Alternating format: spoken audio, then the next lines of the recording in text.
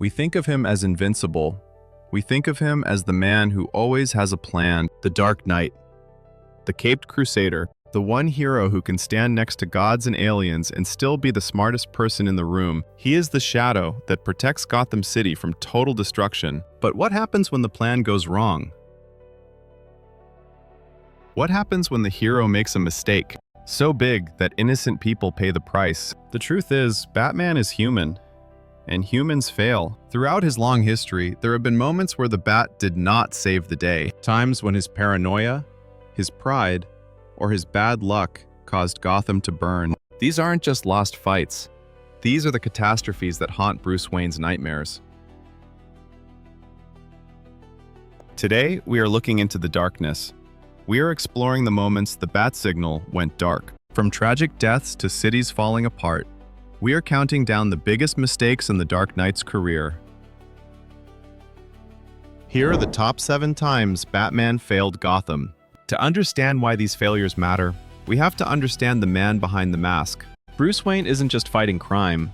He is fighting a war on impossible terms. He has a strict rule against killing. He refuses to use guns. He tries to save everyone, even the villains. It is a noble way to live, but it is also a dangerous one. Gotham is a city that eats hope. It is a place of corruption, madness, and endless violence. When Batman succeeds, the status quo remains, but when he fails, the consequences are catastrophic. People die, neighborhoods are destroyed, trust is broken. The higher the pedestal we put Batman on, the harder he falls. These stories are not about hating Batman. They are about understanding the heavy burden he carries. They show us that sometimes, even the greatest heroes can't save everyone. Coming in at number 7, we have the disaster known as Nightfall and the choice of Azrael. Most people know the story. This is the moment where Bane broke into the Batcave and broke Batman's back. It is an iconic image, but getting beaten in a fight isn't the failure here. Losing a fight happens to everyone. The real failure was the decision Bruce Wayne made afterward. While Bruce was in a wheelchair, unable to walk, Gotham still needed a protector. The city was overrun with criminals that Bane had released. Bruce had a choice. He could have asked Nightwing, his first partner, who was experienced and trusted, but he didn't. Instead, he gave the mantle to a man named Jean-Paul Valley, also known as Azrael. This was a terrible mistake. Jean-Paul was mentally unstable. He had been brainwashed by a religious cult to be an assassin. As soon as he put on the cowl, things went wrong. He didn't care about protecting the innocent as much as punishing the guilty. He built a new metal suit covered in blades and weapons. He started to use brutal violence. He denied Tim Drake, the current Robin, access to the Batcave. He even let a villain die, breaking Batman's one golden rule. Under Azrael's watch, the symbol of the bat stopped meaning hope and started meaning fear. The police stopped trusting him.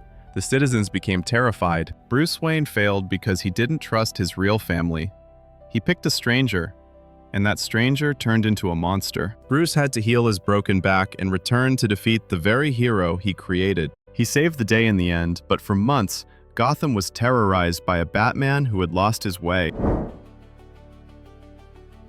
In the story arc War Games, we learned that having a plan isn't enough if you can't control it. Years before this event, Batman designed a contingency plan. It was a specific set of actions meant to unite all of Gotham's crime gangs under one leader. The idea was that if one person controlled all the crime, Batman could control that person. It would keep the violence off the streets. The person meant to lead the gangs was Matches Malone, which is a fake identity used by Batman himself. It was a risky plan, and Batman locked it away in his computer. He never intended to use it unless absolutely necessary. But then, Stephanie Brown, who was acting as Robin at the time, found the plan. She wanted to prove to Batman that she was good enough. She wanted to do something big to fix the city. She launched the plan, but she didn't know that Matches Malone was actually Batman. When the plan started, all the crime bosses met up, expecting a leader. But Batman wasn't there. He didn't know the plan had started. Without a leader, the meeting turned into a shootout. The crime lords started killing each other. This sparked a massive gang war that tore Gotham apart. Innocent people were caught in the crossfire. Schools were locked down. The police were overwhelmed. A chaotic villain named Black Mask rose to power. He took over the entire criminal underworld in the most violent way possible. The failure here is on Batman. He created a plan that was too dangerous to exist. He kept secrets from his partners. Because he didn't train Stephanie properly or trust her with the truth, the city burned. The result was tragic. Stephanie Brown was captured by Black Mask and tortured, leading to her apparent death. Batman's secret plan didn't save the city. It handed the city over to a dictator and cost the life of a young girl who just wanted to help. Our countdown continues with number 5, the creation of Brother Eye. If War Games was about a plan going wrong, Brother Eye was about paranoia going too far. Batman has always had trust issues, but at one point, his lack of trust became a global threat. After getting his memory wiped by his friends in the Justice League, Batman decided he could no longer trust anyone with superpowers. He felt he needed to watch them. He needed to watch everyone. So, he built a satellite system called Brother Eye. This was an artificial intelligence designed to spy on the world. It monitored superhumans, villains, and civilians. It was the ultimate invasion of privacy. Batman thought he was doing the right thing.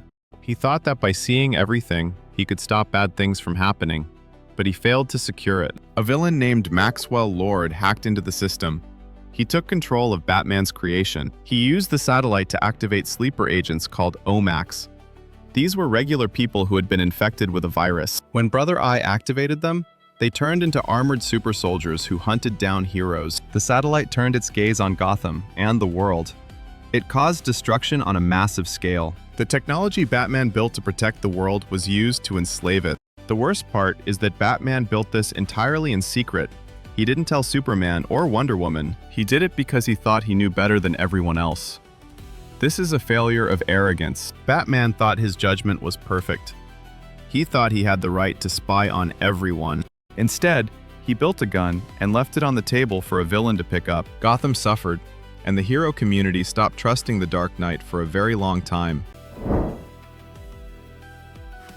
It is about the relationship between Batman, Commissioner Gordon, and the Joker. For years, Batman played a game of cat and mouse with the Joker.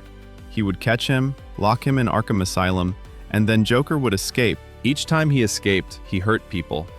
Batman knew that the Joker would never stop. He knew that the prison system couldn't hold him. Yet, Batman refused to find a permanent solution.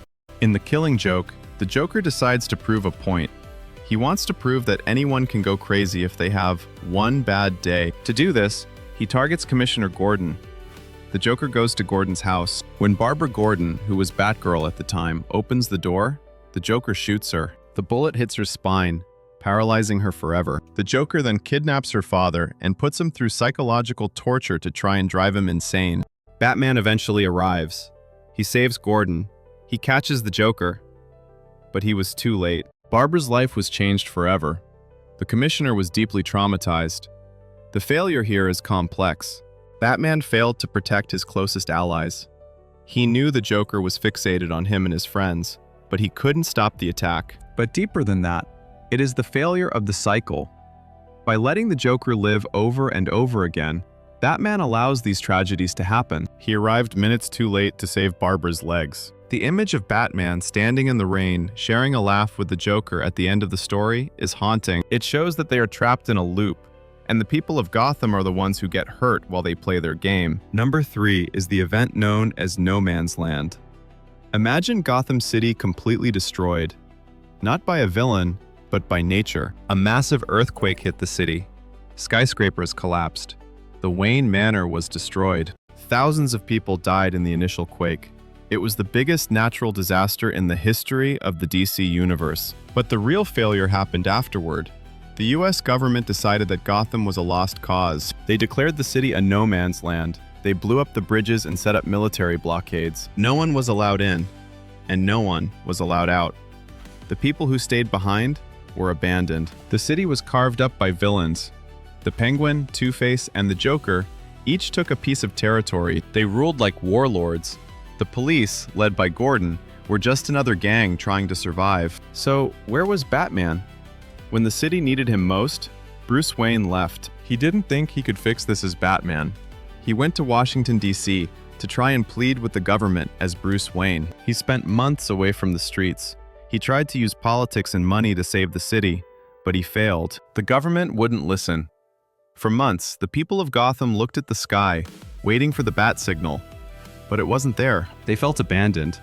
Commissioner Gordon felt betrayed. When Batman finally returned, he had to fight for every inch of the city.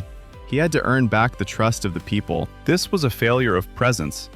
Batman underestimated the situation.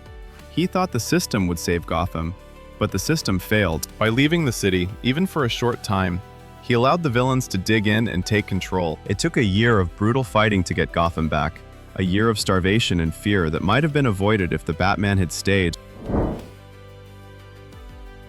Coming in at number 2, we have the death of Jason Todd. If you ask any Batman fan about his greatest failure, they will usually point to this moment. Jason Todd was the second Robin. He was young, angry, and impulsive. Batman tried to train him, to channel his anger into something good.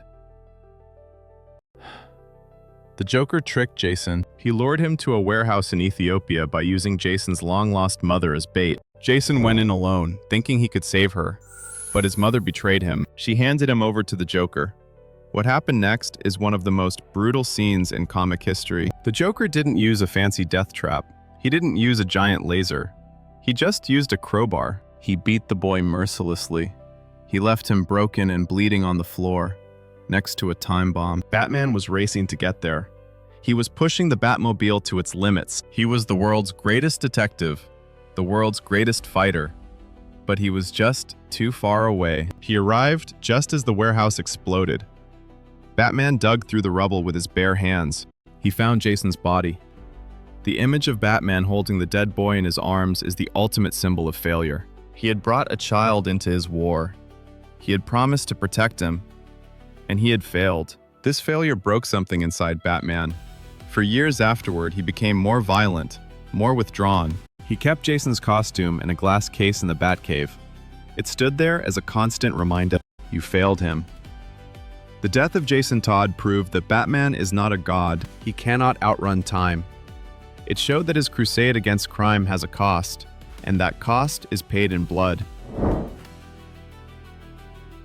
And finally, we reach number 1. The biggest time Batman failed Gotham. This one isn't a single event. It isn't a death or an earthquake. It is the origin of the problem itself. The number 1 failure is the creation of the Joker. In the most commonly accepted origin story, the Joker was once a nobody. He was a failed comedian, desperate for money, mixed up with the wrong crowd. He put on a red helmet and tried to rob the Ace chemical processing plant. Batman intervened. He cornered the frightened man on a catwalk above a vat of boiling chemicals. The man was terrified of the dark figure approaching him. In his panic, he fell, or perhaps let go, and plunged into the toxic waste. Batman looked over the edge but couldn't save him. The chemicals bleached the man's skin white, turned his hair green, and snapped his mind. He washed up on the shore, looked at his reflection, and laughed. The Joker was born. Why is this the number 1 failure? Because the Joker is responsible for more death and suffering in Gotham than anything else combined. He crippled Batgirl.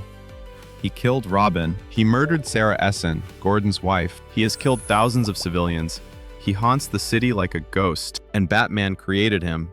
It was an accident, yes, but it was Batman's presence, his intimidation tactics, that caused the man to fall. By trying to stop a simple robbery, Batman created a monster that would torture the city for decades. This creates a terrible question that haunts Bruce Wayne. Does Batman create the villains? Do the crazy criminals rise up to challenge him?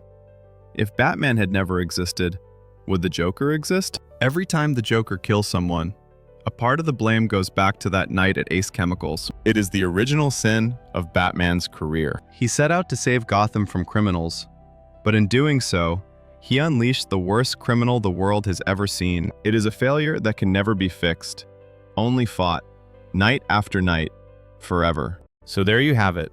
7 times the Dark Knight fell. 7 times the hero was not enough. It is easy to look at these stories and say that Batman is bad at his job, but that misses the point. The reason these stories are so powerful is that they show his resilience. After nightfall, he learned to walk again. After No Man's Land, He rebuilt the city brick by brick. After Jason died, he didn't give up. He didn't quit. He honored the memory by fighting harder. The bat signal isn't a warning to criminals. It's a promise to the people. A promise that no matter how dark the night gets, someone is watching. Because failure isn't falling down. Failure is staying down. And the Batman never stays down.